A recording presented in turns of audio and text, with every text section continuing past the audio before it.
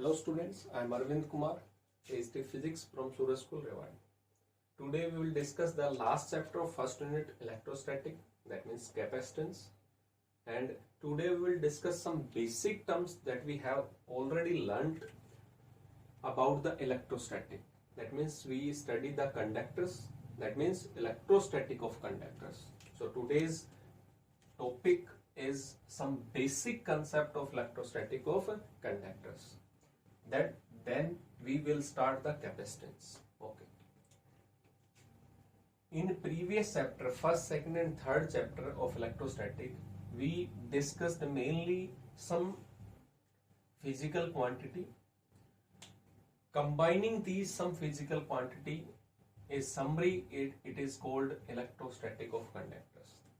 The first point is electric field intensity inside a conductor is zero. Inside a conductor is zero. किसी भी conductor के inside में electric field intensity की value कितनी होती है? जीरो होती है. वो बेसिक कंसेप्ट हम स्टार्ट कर रहे हैं, देखते हैं. ये मैंने मान लिया कि कोई प्लेट है, ठीक है, इस पे पॉजिटिव चार्ज था, यही कह सकते हैं हाई पोटेंशियल पे था. इधर मैं कह सकता हूं कि यहाँ पे नेगेटिव टर्मिनल से बैटरी अटैच थी, इस पे कैसा था? नेगेटिव. ठीक है. इलेक्ट्रिक फील्ड की डायरेक्शन भी हमें पता है कहां पे होगी? Positive to negative direction. तो यहां पे पॉजिटिव से और नेगेटिव की तरफ इलेक्ट्रिक फील्ड्स लाइंस आ रही. इसको हम कह सकते हैं आउटसाइड इलेक्ट्रिक फील्ड. इसकी वैल्यू हम मान सकते हैं ई नोट मान सकते हैं. जो स्ट्रेंथ होगी इलेक्ट्रिक फील्ड की हमने कितना कह दिया? ई. ठीक है. अब हमें प्रूव करना है इनसाइड द इलेक्ट्रिक फील्ड जो होगी कंडक्टर में वो कितनी होगी. तो मैंने यहां पे एक कंडक्टर प्लेस किया.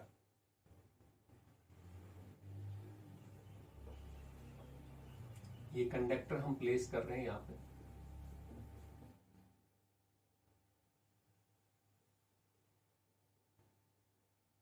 ये कंडक्टर है, ठीक है. अब कंडक्टर में चार्ज क्या होगा? इंड्यूस्ड होगा, क्योंकि यहाँ पे डायपोल्स होते हैं और डायपोल्स होंगे तो इसका मतलब ये पॉजिटिव चार्ज और नेगेटिव को अक्यूमुलेट करेगा अपनी तरफ. और हमने प्रॉपर्टीज ऑफ चार्ज में डिस्कस किया था कि कंडक्टर में by method of induction equal amount में चार्ज इंड्यूस्ड होता है. यहाँ पे अगर 5 कूलम है तो यहाँ पे -5 कूलम होगा. यहाँ पे -5 है तो यहाँ पे +5 होगा. तो इसका मतलब इक्वल अमाउंट में होगा. तो यहाँ पे नेगेटिव चार्ज होगा और इधर कैसा होगा? Positive charge. यानी आप ये कहो कि सर इलेक्ट्रिक फील्ड लाइंस तो जा रही थी इसके थ्रू, कंडक्टर के थ्रू, लेकिन इसके अंदर जब चार्ज इंड्यूस्ड हुआ, क्योंकि हमें एक प्रॉपर्टी और पड़ी, इलेक्ट्रिक फील्ड में फोर्स लगता है चार्ज पे, तो नेगेटिव चार्ज पे किधर लगता है? अपोजिट डायरेक्शन में. पॉजिटिव पे सेम डायरेक्शन में. कंडक्टर है तो उसमें चार्ज कैरियर्स होंगे और चार्ज कैरियर्स हैं तो सेम डायरेक्शन में फोर्स लग रहा था. तो पॉजिटिव जो चार्ज होगा that will accumulate at this end and the negative charge will accumulate at this end. If we will consider ABCD, then AB side is completely negative and CD side is completely positive. अब आपने कहा conductor पे equal charge था तो इसके अंदर electric fields होंगी. ये पॉजिटिव था, ये नेगेटिव, तो पॉजिटिव से नेगेटिव की तरफ इलेक्ट्रिक फील्ड लाइंस होंगी. ये इसके साइड में इंड्यूस्ड है EI, लेकिन दोनों की स्ट्रेंथ सेम होगी क्योंकि चार्ज सेम है. और यहाँ पे इलेक्ट्रिक फील्ड लाइंस कंडक्टर के अंदर इन अपोजिट डायरेक्शन इंड्यूस्ड होती है. दैट मींस अगर मैं यहाँ पे नेट इलेक्ट्रिक फील्ड कैलकुलेट करूं तो नेट इलेक्ट्रिक फील्ड कितनी आएगी? ई आउटसाइड. आउटसाइड जो पहले थी ई नोट स्ट्रेंथ और बाद में इंड्यूस्ड हुई कंडक्टर में E I. But magnitude of both is equal. तो हम ये कह सकते हैं डायरेक्शन एक दूसरे से अपोजिट है. आउटसाइड की लेफ्ट टू राइट डायरेक्शन में जा रही है और इंड्यूस जो है वो राइट टू लेफ्ट डायरेक्शन में. दोनों इक्वल थी तो इक्वल होंगी. तो net electric field inside the conductor is always equal to 0. कि किसी भी कंडक्टर के अंदर इलेक्ट्रिक फील्ड कितनी होती है? 0 होती है. तो इसी प्रॉपर्टी को हम एक्सप्लेन करते हैं इलेक्ट्रोस्टैटिक शिल्डिंग. एक नई टर्म्स आप पढ़ते हो, इलेक्ट्रोस्टैटिक शिल्डिंग.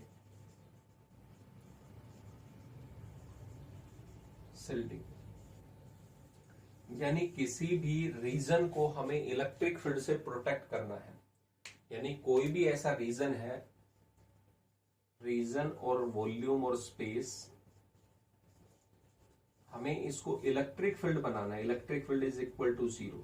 तो उस रीजन को इलेक्ट्रिक फील्ड बनाने के लिए हम क्या करते हैं, उसमें कंडक्टर से ढक देते हैं। कोई भी मेटल सरफेस हो, उस मेटल सरफेस से कवर्ड कर देते हैं। उस मेटल सरफेस से कवर्ड करने को ही क्या कहते हैं, इलेक्ट्रोस्टैटिक शिल्डिंग कहते हैं। रीजन और space where electric field intensity is 0 is called electrostatic shield. Shield मतलब होता है किसी चीज को प्रोटेक्ट करना किस चीज से। मान लेते हैं कि ये पेन बहुत सेंसिटिव, अगर यहाँ पे इलेक्ट्रिक फील्ड आएगी तो इसकी वर्किंग जो है अफेक्ट हो सकती है। तो मुझे इसको इलेक्ट्रिक फील्ड से बचाना है। इलेक्ट्रिक फील्ड से कैसे बचाएंगे कि इसको मैं किसी मेटल कंटेनर के अंदर रख देता हूं तो ये क्या हो जाएगा, प्रोटेक्ट हो जाएगा, क्योंकि किसी भी मेटल सरफेस कंडक्टर के अंदर इलेक्ट्रिक फील्ड कितनी होगी, 0।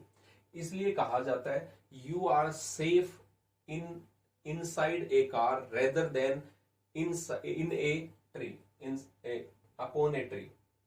Sorry, we can say simply that means हम अपने आप को ज्यादा सेफ फील करते हैं कहां पे, जहां पे कार के अंदर हो। क्योंकि क्या कार किसकी बनी हुई है, मेटल की बनी हुई है। और मेटल की बनी हुई है तो इसका मतलब उसके इनसाइड में इलेक्ट्रिक फील्ड कितनी होगी, नेट 0। अगर आप किसी पेड़ के अंडर ए ट्री है तो अंडर ए ट्री के रहेंगे तो वहां पे इलेक्ट्रिसिटी यानी थंडरस्टॉर्म के टाइम्स पे लाइटनिंग होने के चांसेस ज्यादा रहते हैं और वहां पे आपको बहुत ज्यादा लॉस हो सकता है। इसलिए कहा जाता है आप कार के अंदर ज्यादा सेफ है। उसी रीजन को कहते हैं इलेक्ट्रोस्टैटिक शिल्डिंग। तो ये एक बेसिक कंसेप्ट था, ठीक है। तो इलेक्ट्रोस्टैटिक शिल्डिंग भी यही इसी कंसेप्ट की वजह से आता है। नेक्स्ट हम डिस्कस करते हैं दूसरा पॉइंट। जब आपने कहा नेट इलेक्ट्रिक फील्ड 0 है तो सेकंड जो प्रॉपर्टी हम कह सकते हैं कि चार्ज जो होगा वो भी कितना होगा, 0। अब आपने इलेक्ट्रिक फील्ड कह दिया, second is so charge is 0। Second property, अगर कहीं किसी कंडक्टर के अंदर इलेक्ट्रिक फील्ड 0 है तो इसका मतलब हम क्या कह सकते हैं, वहां पे चार्ज भी उसके अंदर कितना होगा, 0 होगा। अकॉर्डिंग टू गोस थ्योरम आप क्या कह सकते हो, Gauss theorem E dot ds is equal to Q upon में एप्सिलॉन नॉट। अब इलेक्ट्रिक फील्ड आप कह चुके हो कंडक्टर के अंदर कितना है, 0। तो 0 इंटू समथिंग कितना हो जाएगा, 0। तो यहाँ पे Q अपॉन एप्सिलॉन नॉट है। अब एप्सिलॉन नॉट तो हम स्टडी कर चुके हैं, कुछ ना कुछ वैल्यू होती है इसकी 8.85 इंटू 10⁻⁻12। बट यहाँ पे जो चार्ज होगा उसको 0 होना पड़ेगा। अगर ये 0 है तो left hand side is equal to right hand side. तो कंडक्टर के इनसाइड में अगर इलेक्ट्रिक फील्ड 0 है तो चार्ज भी कितना होगा उसके इनसाइड में, 0 होगा। ये इंपॉर्टेंट टर्म्स थी, ये हमने गोस थ्योरम से प्रूव किया।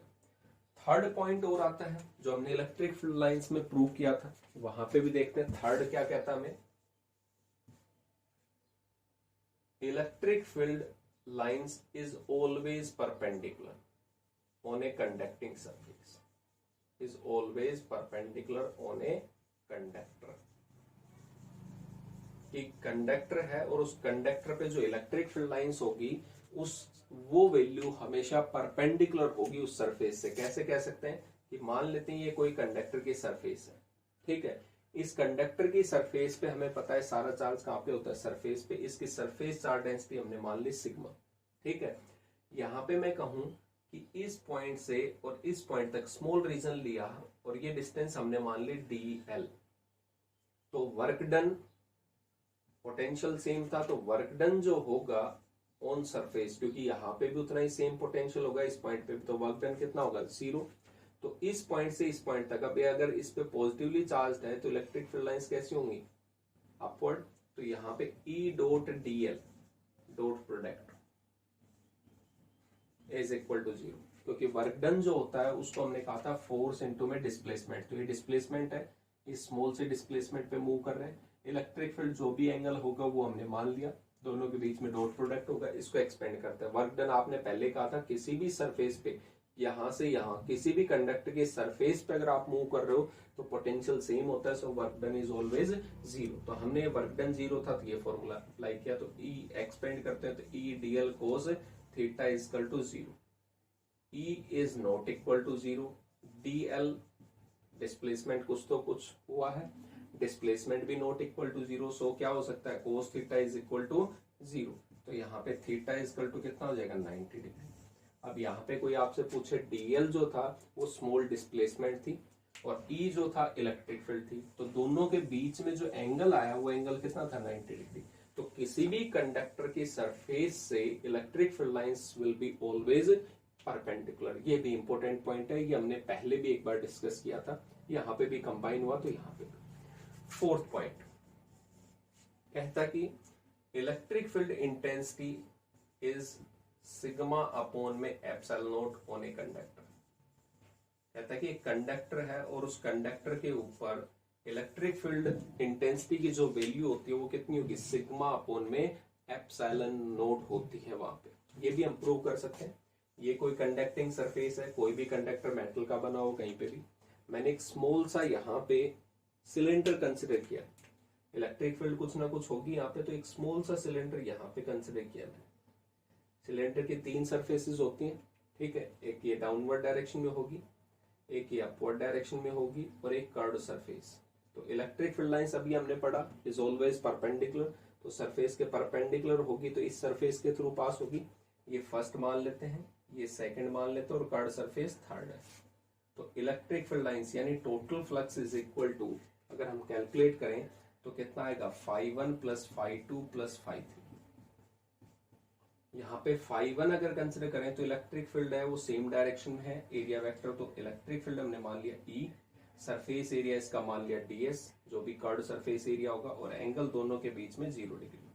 सेकंड के बीच में पूछे तो इलेक्ट्रिक फील्ड लाइंस तो ऑलवेज पॉजिटिव से क्या होगी, परपेंडिकुलर। इनसाइड में इलेक्ट्रिक फील्ड कितनी थी किसी भी कंडक्टर के अंदर, फर्स्ट केस 0, तो यहाँ पे इलेक्ट्रिक फील्ड 0 है, तो ds जो भी था तो वहां पे कितना हो जाएगा सेकंड, इसके थ्रू कितने number of electric field lines पास होंगे 0, और ऑलवेज परपेंडिकुलर है तो कर्व्ड सरफेस एरिया तो ऐसे होगा, इलेक्ट्रिक फील्ड लाइंस ऊपर जा रही है, कर्व्ड सरफेस एरिया से 90 डिग्री एंगल बनेगा, तो वहां पे E जो भी एरिया था और एंगल कितना बना cos 90, तो ये दोनों टर्म्स 0 0 हो गई, तो टोटल फ्लक्स कितना आया E ds cos 0। और according to Gauss theorem flux can be equal to Q upon में एप्सिलॉन नॉट। अब हमें चार्ज नहीं पता तो चार्ज इनसाइड का लेना है, ये गॉसियन सरफेस मानी तो इसकी सरफेस चार्ज डेंसिटी अगर सिग्मा है तो इतना कर्व्ड सरफेस एरिया कितना था इसका ds, तो सिग्मा है यूनिट सरफेस एरिया पे चार्ज, तो हमें ds एरिया पे कितना होगा, इस चार्ज को कितना लिख सकते हैं, E ds cos 0 is equal to cos 0 1 होता है, इसको हम 1 लिख सकते हैं डायरेक्टली। चार्ज को मैंने लिखा सिग्मा इंटू ds और अपॉन में epsilon, ds to ds cancel out, so electric field at the surface of a conductor is always equal to sigma upon में एप्सिलॉन नॉट। वही हमने प्रूव किया फोर्थ पॉइंट। किसी भी कंडक्टर पे aluminium हो आयरन हो उसकी सरफेस के ऊपर इलेक्ट्रिक फील्ड की वैल्यू जो होगी वो कितनी होगी, सिग्मा अपॉन में एप्सिलॉन नॉट। सिग्मा क्या था यहाँ पे, surface charge density, charge upon में एरिया, तो यहाँ पे वो इस पॉइंट पे सरफेस चार्ज डेंसिटी अलग हो सकती है, यहाँ पे अलग हो सकती है, वो लास्ट पॉइंट अभी डिस्कस करें। तो 4 पॉइंट थे, 2 पॉइंट और हैं वो भी देख लेते हैं अभी। तो यहाँ पे कितना हो गया, पहला electric field inside conductor 0, second electric field 0 है तो चार्ज भी 0 होगा, third point electric field is always perpendicular on a conducting surface, और फोर्थ पॉइंट इलेक्ट्रिक फील्ड की वैल्यू जो होगी eight the surface of conductor is sigma upon में epsilon not.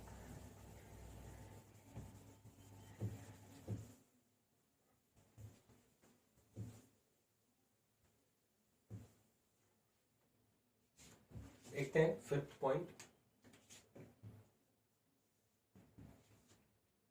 Potential will always same inside a conductor. अगर मैं ये कहूं कि ये कोई कंडक्टिंग सरफेस है तो जितना पोटेंशियल इसकी इस सरफेस पे होगा इसके इनसाइड में भी पोटेंशियल की वैल्यू क्या रहेगी, सेम रहेगी।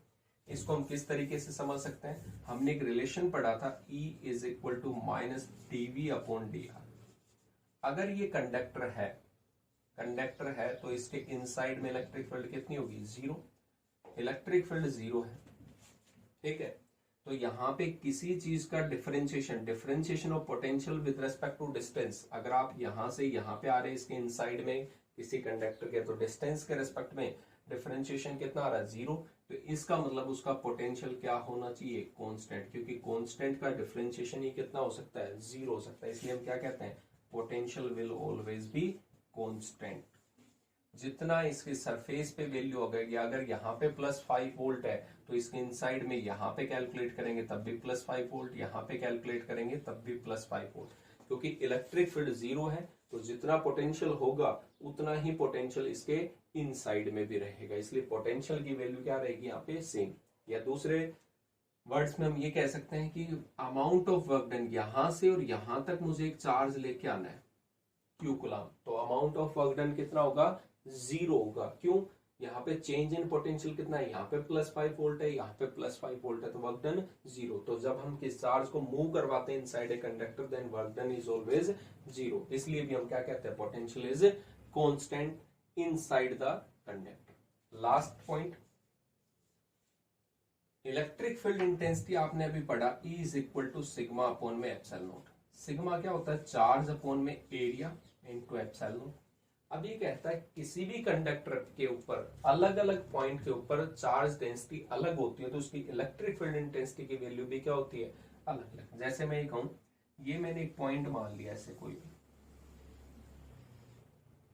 ऐसे ये कंडक्टर मान लिया, एक तो मैं यहाँ पे कैलकुलेट करूं तो इसका जो एरिया ऑफ क्रॉस सेक्शन होगा वो बहुत कम होगा क्योंकि इसकी रेडियस स्मॉल है।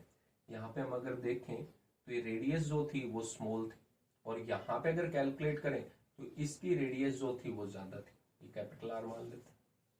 तो यहाँ पे इलेक्ट्रिक फील्ड इंटेंसिटी कैलकुलेट करेंगे, यहाँ पे तो चार्ज तो कंडक्टर के ऊपर सभी जगह सेम रहेगा, चार्ज है वो कॉन्स्टेंट है, एप्सिलॉन नोट वो सेम है सभी के लिए, तो एरिया क्या होता है, πr² होता है जनरली। तो इसका रेडियस ऑफ कर्वेचर कम है, तो रेडियस ऑफ कर्वेचर कम होगा तो इसका एरिया भी कम होगा, एरिया कम तो इलेक्ट्रिक फील्ड इंटेंसिटी यहाँ पे क्या होगी, ज्यादा होगी। और इसका एरिया ऑफ क्रॉस सेक्शन ज्यादा था तो एरिया ऑफ क्रॉस सेक्शन ज्यादा होगा तो एरिया ज्यादा था, तो इसका मतलब यहाँ पे इलेक्ट्रिक फील्ड इंटेंसिटी की वैल्यू कम होगी। तो जो लार्जर सरफेस एरिया होता है, जैसे मैं यहाँ पे एक शेप बना रहा हूं इस तरीके से, और इसको थोड़ा सा मैंने शार्प बना दिया ऐसे, तो यहाँ पे इलेक्ट्रिक फील्ड इंटेंसिटी की वैल्यू कम होगी, और लेकिन इस पॉइंट पे देखेंगे तो इसका area of cross section radius बहुत कम थी, तो इसलिए इलेक्ट्रिक फील्ड इंटेंसिटी यहाँ पे बहुत ज्यादा होता है और यहाँ पे बाकी पे बहुत कम होगा। तो इसका मतलब इलेक्ट्रिक फील्ड इंटेंसिटी ज्यादा था उस पॉइंट के ऊपर, तो इसलिए इसको बोलते हैं कोरोना डिस्चार्ज की टर्म्स में कि ज्यादातर चार्ज जो लीक होगा वो लीक उस शार्प पॉइंट से ही होगा क्योंकि वहां पे इलेक्ट्रिक फील्ड इंटेंसिटी की वैल्यू ज्यादा होती है। एयर को आयनाइज करने के लिए आपको वैल्यू चाहिए वहां पे स्मॉल सी, तो वहां पे वैल्यू जो होगी एयर को इलेक्ट्रिक फील्ड 3 × 10⁶ वोल्ट पर मीटर।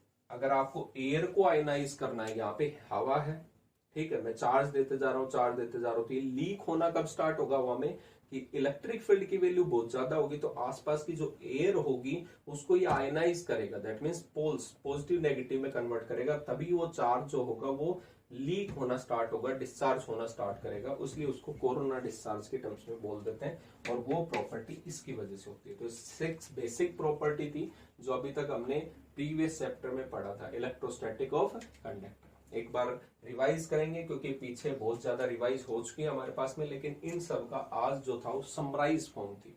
क्लियर हो गया? Thank you.